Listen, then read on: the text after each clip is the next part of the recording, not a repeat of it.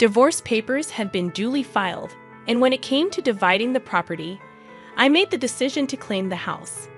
Despite my insistence, Ben dismissed any notion that he could contest it. Uttering those final words, he abruptly left the hospital room, indifferent to my pleas for him to wait and my desire for a meaningful conversation. That was how I found myself discarded, even in the midst of battling a serious illness like cancer. Loneliness enveloped me, but strangely, the negative emotions that once lingered in my heart began to dissipate. It was as if my love for Ben had evaporated. At that moment, I acknowledged that Ben, who had insulted me and consistently acted selfishly, deserved some form of retribution. I began calmly strategizing my revenge. My name is Wendy Morgan, a 50-year-old housewife living with my husband Ben. Our marriage, devoid of children, had spanned 30 years. Initially, I believed we were a supportive couple, but an irreparable rift had developed between us. In my understanding of marriage, partners should support, challenge, and complement each other. However, this was absent in our relationship. Returning from an errand, I found Ben demanding dinner immediately, oblivious to the continuous responsibilities of a housewife.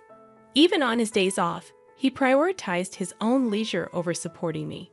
Over the years, Ben never extended a helping hand, regardless of how busy or unwell I was. His perception of a housewife's role seemed limited to constant labor, and he never allowed me to rest, even during illness. I had hoped for a marriage built on mutual support, but Ben's actions contradicted that ideal. The early days saw me attempting to bridge the gap, but Ben remained resolute, asserting his belief that as a housewife, I had no grounds to complain. Love had long faded, and I didn't anticipate unwavering support in everything. Still, I longed for simple kindness during challenging days. Ben's refusal to acknowledge my humanity and hardships widened the rift between us, turning our marriage joyless and meaningless. I grasped the situation more acutely than anyone else. It was during this realization that I sensed something awry with my health. While I had always been prone to illness, this time felt distinctly different. I promptly reached out to my father, who escorted me to the hospital, where I received the diagnosis of cancer.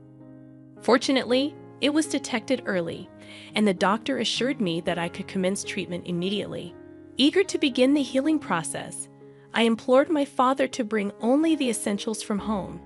Hastily, I navigated through the hospital admission procedures. Unable to meet Ben that day due to his work commitments, I conveyed the disquieting news to him through a brief message. I informed him, "Cancer has been found, and I'm being hospitalized for treatment immediately." In these moments of anxiety about the uncertain future, Ben's image crept into my thoughts. Despite my belief that my love for him had waned, a latent desire to face him properly and continue our life together as a couple lingered deep within my heart. Even though Ben had consistently been aloof and indifferent, I envisioned a scenario where, now that I was weakened, he might express concern and ask, "Are you okay?" I yearned for some warm words and would have been content with just one visit. I wondered if he struggled with meals and household chores in my absence. I felt remorse for not being able to fulfill the household duties I had always taken for granted. However, as days passed in the hospital, Ben never visited. He had read my message, and yet there was no expression of concern, not even a simple reply acknowledging the situation. His apparent indifference despite my serious illness shook me to the core, causing profound pain. Realizing the futility of my expectations, I decided to stop anticipating anything from Ben. With this newfound mindset, I faced the grueling battle against the illness. The treatment was as demanding as expected, marked by enduring pain and suffering. The medication's side effects took a toll on my body, leading to many sleepless nights filled with discomfort. There were moments when I contemplated giving up on treatment, allowing my deteriorating body to take its course and end my life. However, each time I felt this way, the encouraging words from my parents, reassuring me that I was doing great and things would surely get better, compelled me to summon strength and endure until today. Then, on a day when I was particularly unwell, lying in bed and staring blankly at the ceiling. The door to my room unexpectedly swung open. It wasn't the day for my parents to visit, and I couldn't help but wonder who had entered. The identity of the visitor became clear as I shifted my gaze and saw Ben standing there. Had he finally come to visit me, genuinely concerned about my condition? As he looked at my emaciated face with hollow cheeks, a whirlwind of emotions left me speechless. Would he come to dislike me even more? Without displaying any concern for my state, Ben sat on a chair next to the bed, stared at me, and laughed. "So this is how bad one can look with cancer, huh? You don't even look like a woman anymore." His words made me feel as if the blood had drained from my face. These were words that should never be said to someone fighting cancer. I didn't want him to say anything more, but unaware of my feelings, Ben continued with even more hurtful words. "Ever since you've been hospitalized and not at home, every day has been like heaven. The house is a mess, but I don't even have to go back there. Life is so comfortable without you." His heartless words reopened my wounds. Why must I be subjected to such cruel words? Why is there not a single word of concern from him? Although I wanted to vehemently criticize Ben, my weakened body couldn't move as I wished, and all I could do was silently accept his brutal words. I looked at Ben with a vacant gaze, and noticing my stare, he laughed condescendingly. Then, suddenly saying, "Oh yeah, by the way," he uttered unbelievable words. "Oh yeah, by the way, I've already filed the divorce papers. I'll be taking the house. As for the property division, you hardly have any right to refuse." The moment I heard those words, my vision blurred and twisted. Did he file the divorce papers without even consulting me? Why? As I was at a loss for words, Ben continued to speak. "I've really fallen for someone. She's 20 years younger, but I'm serious about her. I plan to be with her, so you're in the way." The realization that he was having an affair raced through my mind. However, then, having said what he wanted to, began preparing to leave. Wait a minute. Even as I said that, Ben paid no attention. There was clearly no love left for me in his heart. The realization was so painful that it didn't matter anymore. "I see. Understood." I said this, and Ben left the hospital room with a pleased laugh. After that, I endured my treatment with even more determination than before. Despite the hardships, I focused my will, resolved to completely cure my cancer and regain my health. 2 days passed like this. It might sound short, but for me, unable to sleep properly at night, those 2 days felt very long. I wondered if the divorce Ben mentioned really happened, or if he had said it just to unnerve me. The uncertainty was unbearable, but somehow I managed to continue my treatment. In fact, I had a trump card to completely bring down Ben. Even Ben, who seemed almost inhuman, would be thrown into chaos once he realized it. If panicked, he would surely try to contact me in some way. While waiting with this thought, Ben's call came in. Thinking it improper to answer in the hospital room, I pretended not to notice. But Ben persistently kept calling, even on silent mode. The continuous calls were too annoying. "I'm in the hospital room, and it's inconvenient to have my phone ringing, so please don't call." After sending this message, the calls finally stopped. But then came texts like, "Please let me talk to you just once. Please, I was wrong about everything.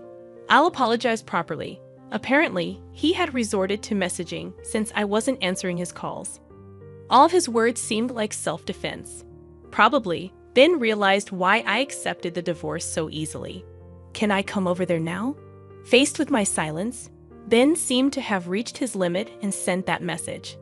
Honestly, facing Ben now amidst my grueling battle with illness felt like nothing but pain. But if I refused, he would probably keep calling. So I replied, "Do as you like." My revenge was about to begin. Ben, who had unjustly treated me for so long and divorced without consent, deserved a severe punishment that would make him despise his life. I had been eagerly anticipating the moment when I could bring him down to the depths of despair. "Hey, what the hell is this all about?" Ben entered the room with a shout, his tone suggesting a palpable sense of panic. To an outsider, it might seem like he was overreacting, but given the circumstances, it was natural for Ben to be agitated. After all, I had been concealing an incredibly important secret, and the critical moment had arrived.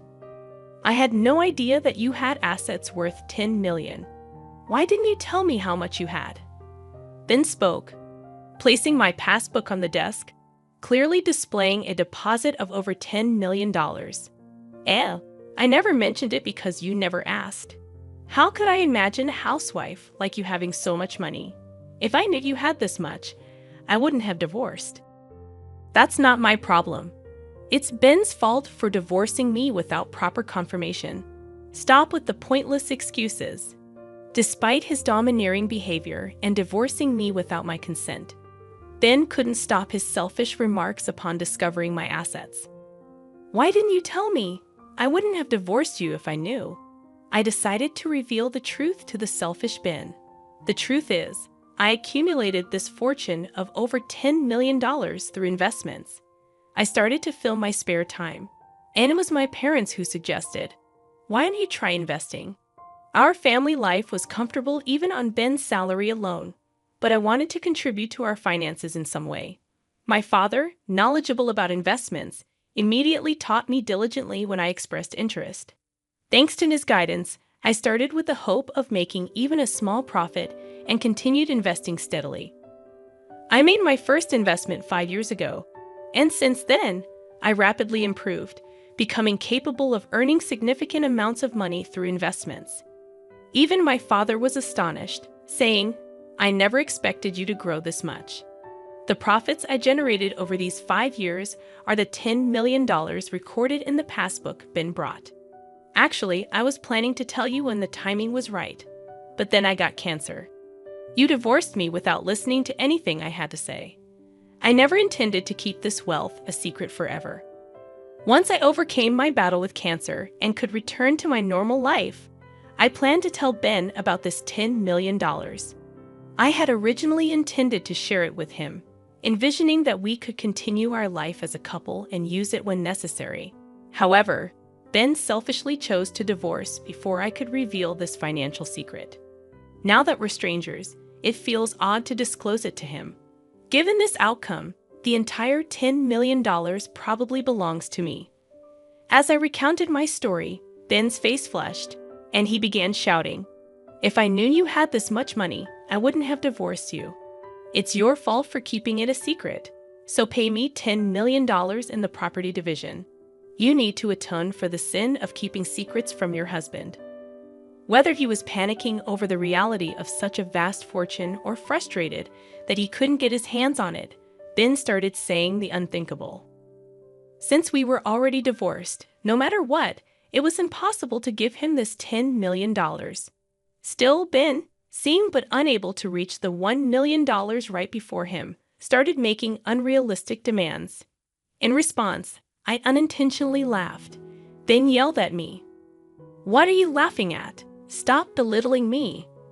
I've always been annoyed by your attitude. I never thought you'd be so cunning to have such a fortune as a wife. A wife's assets belong to her husband. You have to give me this $10 million. I never intended to keep this secret forever. I was planning to tell you, but you divorced me first.